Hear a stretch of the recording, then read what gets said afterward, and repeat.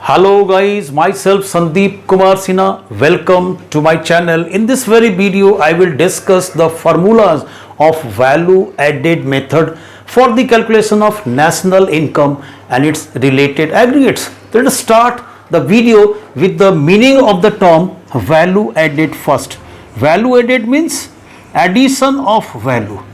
Value added, this is equal to addition of value. Value का add कर देना किस में, इंटरमीडिएट इनपुट्स में, मतलब प्रोडक्ट में, वैल्यू टू इंटरमीडिएट इनपुट्स। कौन करता है वैल्यू ऐड? तो कोई भी प्रोड्यूसिंग फॉर्म, तो इनपुट्स बाय अ प्रोड्यूसिंग फॉर्म। कब करता है ये प्रोड्यूसिंग फॉर्म एडिशन वैल्यू का?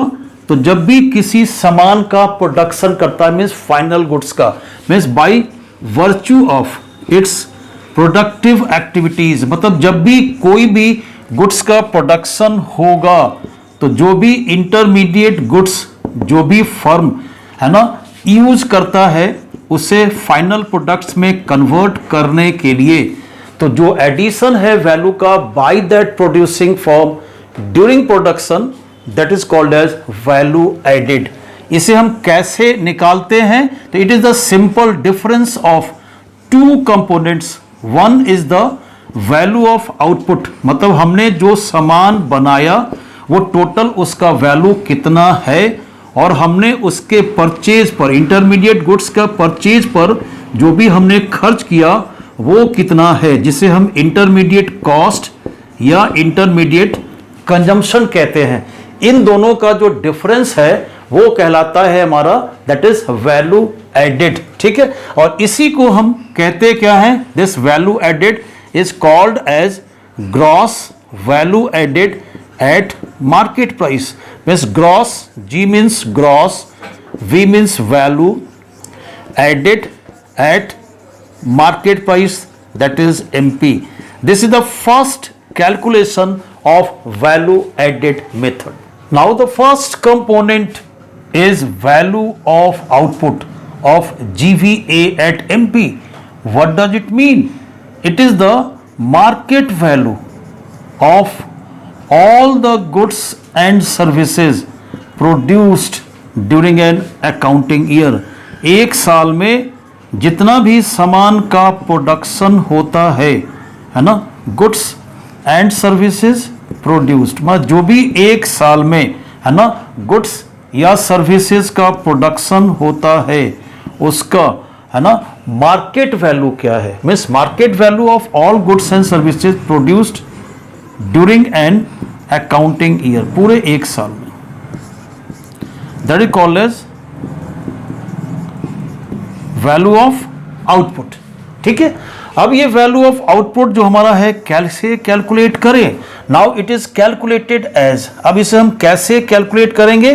तो पहला जो फॉर्मूला है कैलकुलेट करने का, कितना यूनिट आउटपुट का प्रोडक्शन हुआ और एक यूनिट का मार्केट प्राइस कितना है, दोनों का जो प्रोडक्ट है वो कहलाएगा वैल्यू ऑफ आउटपुट। मतलब फर्स्ट जो कैलकुलेशन हमारा फॉर्मूला होगा कि हमें क्वेश्चन में ढूंढना क्या होगा कि what is the units of output produced, है ना, और इनटू प्राइस पर यूनिट, एक यूनिट का कितना कीमत है बाजार में, इन दोनों का जो प्रोडक्ट होगा वो हमें देगा वैल्यू आउटपुट का। अब सपोज कहते हैं कि उस साल सपोज 1000 यूनिट्स का प्रोडक्शन हुआ और प्राइस एक का 10 रुपया है, that is per unit market price is 10।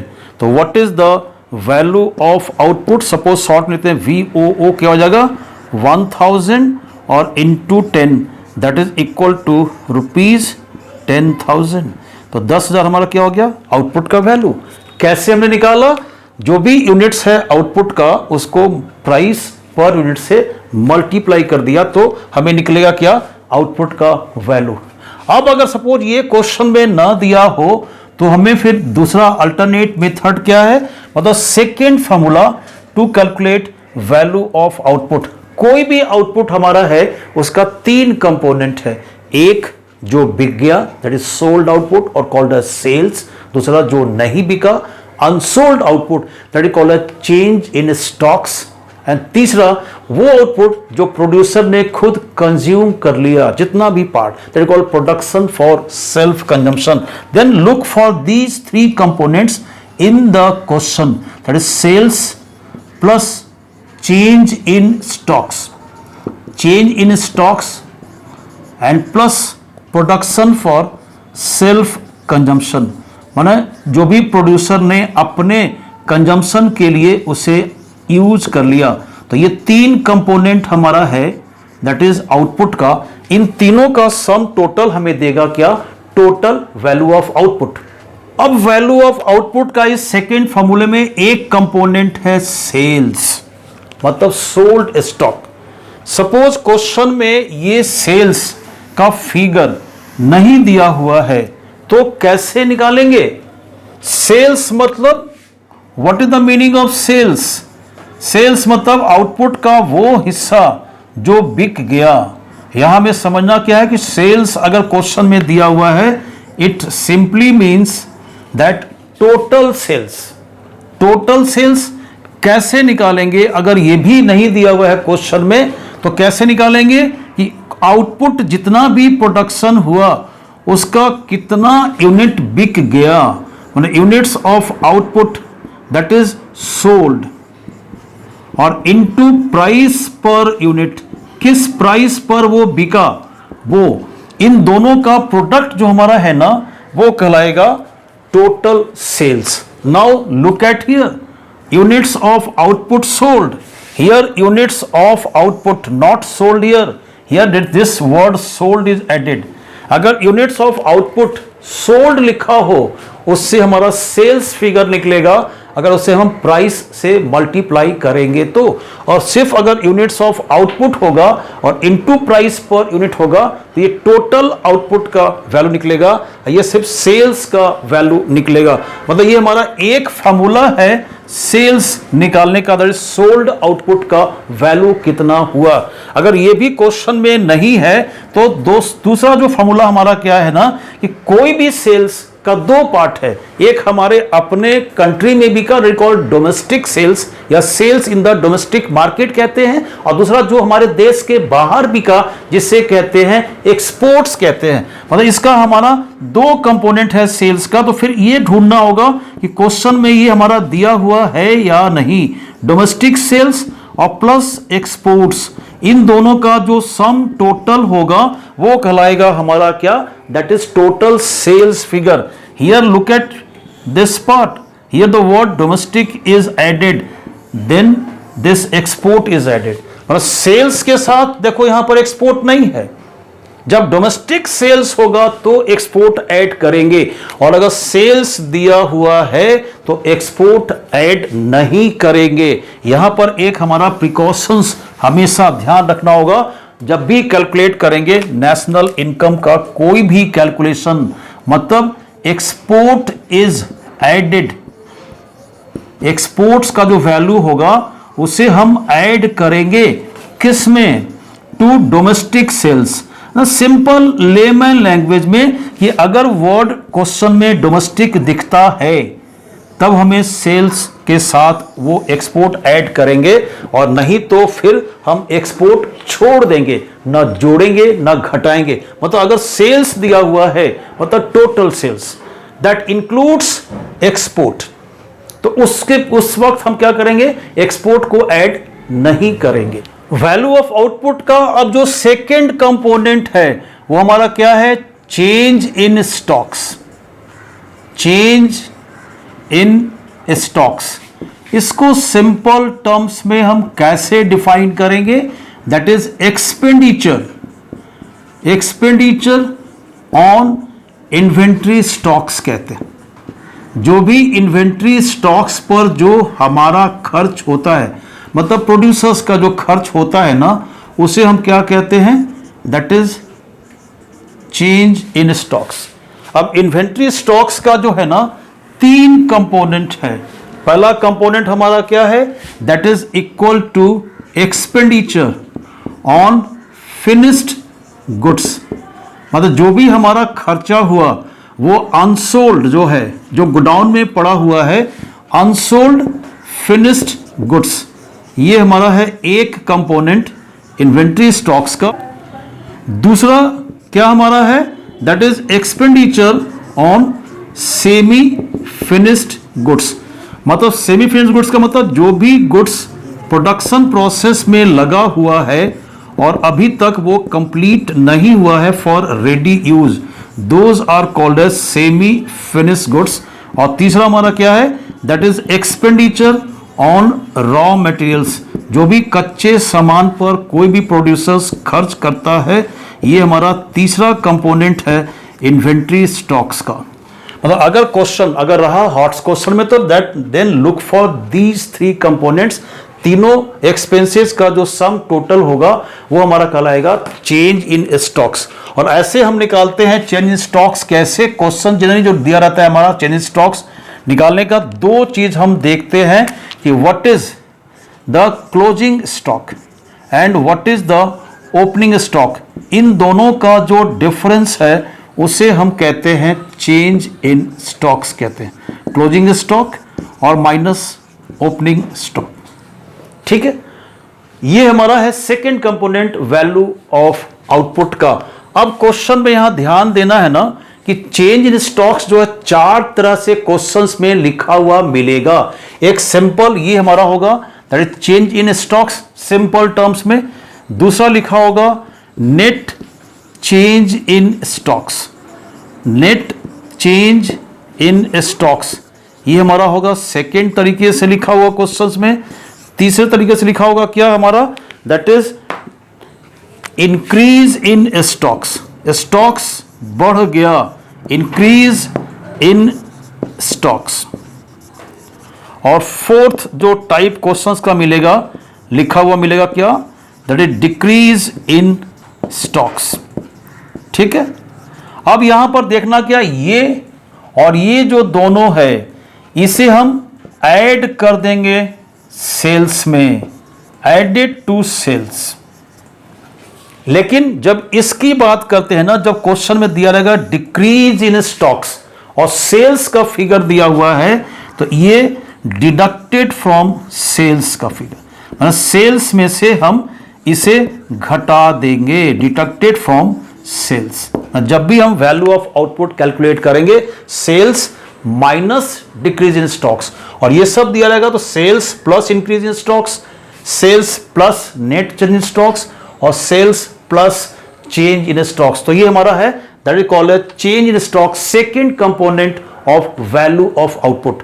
GVA MP का सेकंड कंपोनेंट क्या हमारा है, that is called as intermediate consumption और intermediate cost, also called intermediate consumption और इंटरमीडिएट कॉस्ट। ये हमारा क्या है, व्हाट डज इट मीन, इसका मतलब क्या हमारा है, this is equal to that is expenditure incurred on secondary inputs कहते हैं सिंपल टर्म्स में।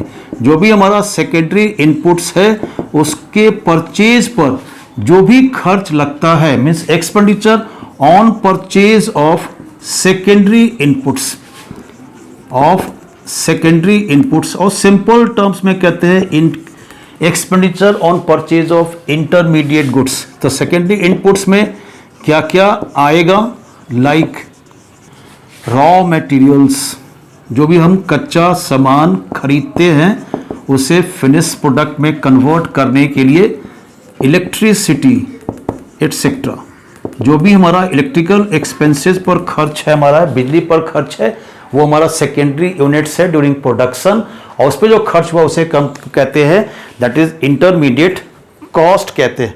अब ये जब भी क्वेश्चंस में होगा मतलब ये दो तरह से लिखा हुआ मिलेगा।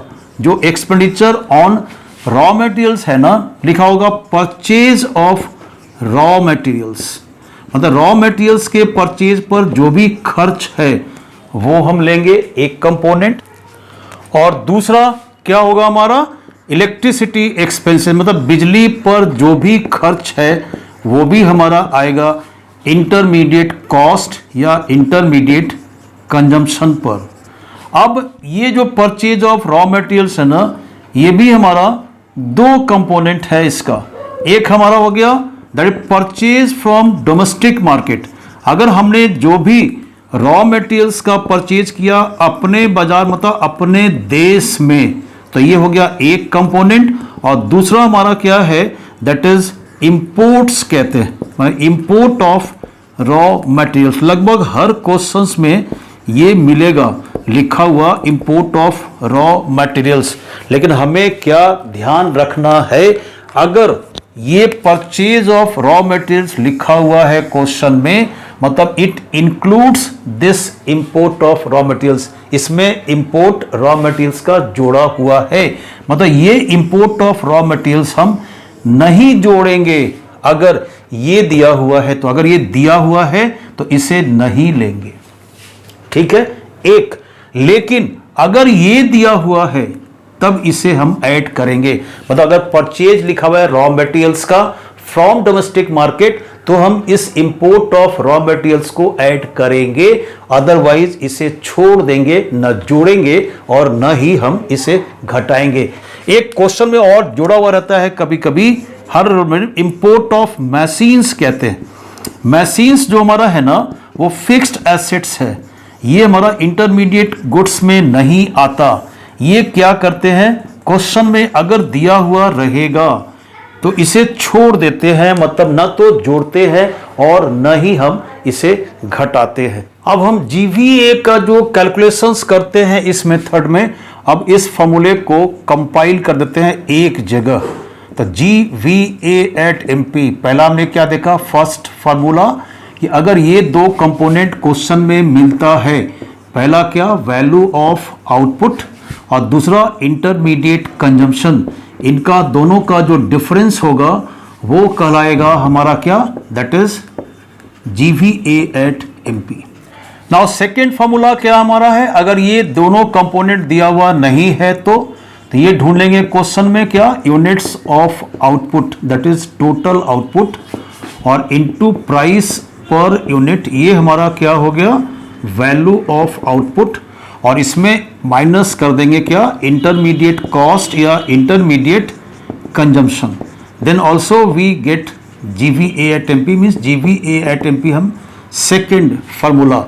थर्ड हम क्या देखा हमने कि अगर ये नहीं दिया हुआ है तो हम ढूंढेंगे क्या सेल्स है कि नहीं, दूसरा कंपोनेंट चेंज इन स्टॉक्स, और तीसरा जो हमारा है प्रोडक्शन फॉर सेल्फ कंजम्पशन। ये क्वेश्चन में कभी दिया रहता है कभी दिया हुआ नहीं रहता है। अगर production for self consumption question में नहीं दिया हुआ है तो इसे नहीं लिखेंगे, लेकिन सेल्स और चेंज स्टॉक्स हमेशा लिखेंगे, और minus that is intermediate consumption, ये हमारा हो गया जीवीए एट एमपी।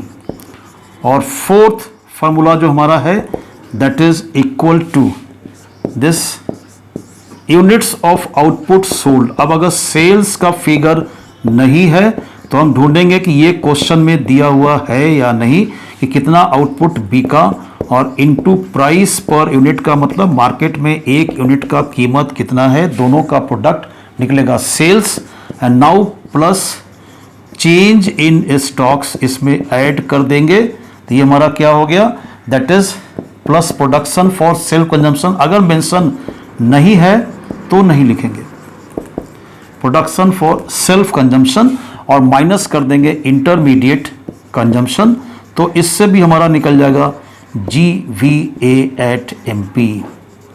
और अगर यूनिट्स ऑफ आउटपुट सोल्ड भी नहीं दिया हुआ है, सेल्स भी नहीं दिया हुआ है, तो फिर ढूंढेंगे क्या कि डोमेस्टिक सेल्स और एक्सपोर्ट्स दिया हुआ है या नहीं, इन दोनों का जो टोटल होगा वो होगा टोटल सेल्स। तो डोमेस्टिक सेल्स और प्लस एक्सपोर्ट्स, और इसमें हम प्लस चेंज इन स्टॉक्स ये ऐड करेंगे, और प्रोडक्शन फॉर सेल्फ कंजम्पशन भी लिख देते हैं। अगर क्वेश्चन में होगा तो इसे ऐड करेंगे, नहीं होगा तो छोड़ देंगे, लिखेंगे भी नहीं, नंबर फिर इसमें कटेगा नहीं। ये बहुत कम क्वेश्चंस में लिखा हुआ रहता है, लेकिन अगर होता है तो इसे भी हम ऐड करेंगे, और माइनस इंटरमीडिएट कंजम्पशन। तो ये हमारा फार्मूला है gross value added at market price calculate करने का जो हमारा फर्स्ट कंपोनेंट है इस वैल्यू एडेड मेथड का।